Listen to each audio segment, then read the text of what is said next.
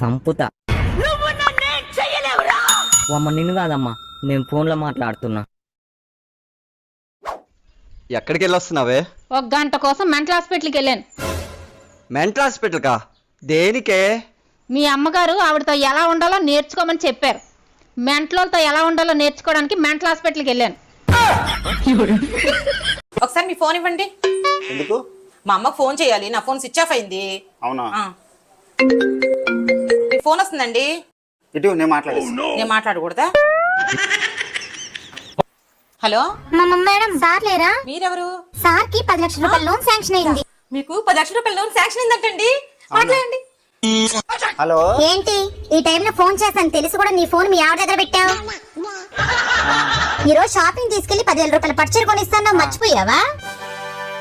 10,000 ముందు పే చేయాలంట. 10,000 మనకు 10 లక్షల రూపాయలు వస్తుంటే 10,000 ఎంత లెక్కండి?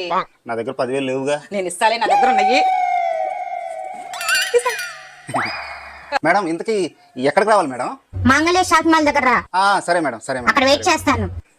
వెళ్ళండి, వెళ్ళి 10 లక్షల రూపాయలు తీసుకురాపోండి. నా ఒంటి నిండా బంగారం చేయించుకుంటా అండి. నా ఫ్రెండ్స్ అందరూ చూపిస్తాను, కుళ్ళు కొంచెం వస్తారు. అంతేనా? డాక్టర్ సాబ్, నా మొగలు ఎవడాయిగా? లేవడమ్మా, కోమాలోకి వెళ్ళిపోయిండు. శాశ్వతంగా కోమాలోకి వెళ్ళిపోయిండు.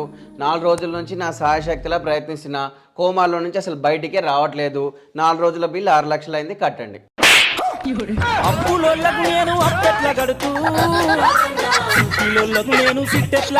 ప్రాబ్లం ఏంటి? ఈ కుడి కళ్ళు సరిగ్గా కనిపించట్లేదు. ఇది వాడమ్మా సరిపోద్ది. ఏం రాశారు? క్లిప్ రాసా. ఈ హెయిర్ కింద పడిపోవడం వల్ల కనిపించట్లేదు, పైకి ఎత్తుకుంటే కనిపిస్తుంది.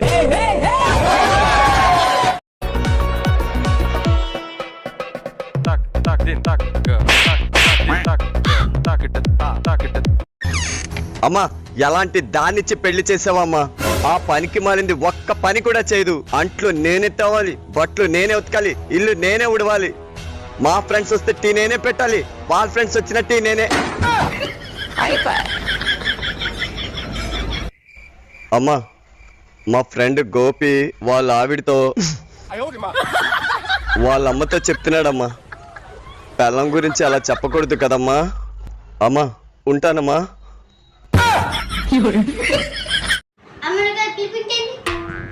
పుష్పరాజు వచ్చినాడు, పుష్పరాజు చెల్లి వచ్చింది, పుష్పరాజు బంధువులందరూ వచ్చినారు.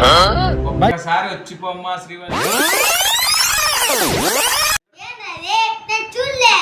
పుష్ప వచ్చినాడు, పుష్ప వాళ్ళ చెల్లి వచ్చినది, పుష్ప వాళ్ళ బంధువులందరూ వచ్చినారు. మళ్ళొక్కసారి వచ్చిపోమ్మా శ్రీవల్లి. పుష్ప లేచిపోతే అట్లా కాదప్పా, చెప్పేది కొంచెము వస్తుంది మళ్ళీ ఒకసారి. శ్రీవల్లి ఒక్కసారి నిదానంగా రామ్మా, పుష్పరాజు చూడలేదంట. ఏం పుష్ప ఎట్లా చెప్పు.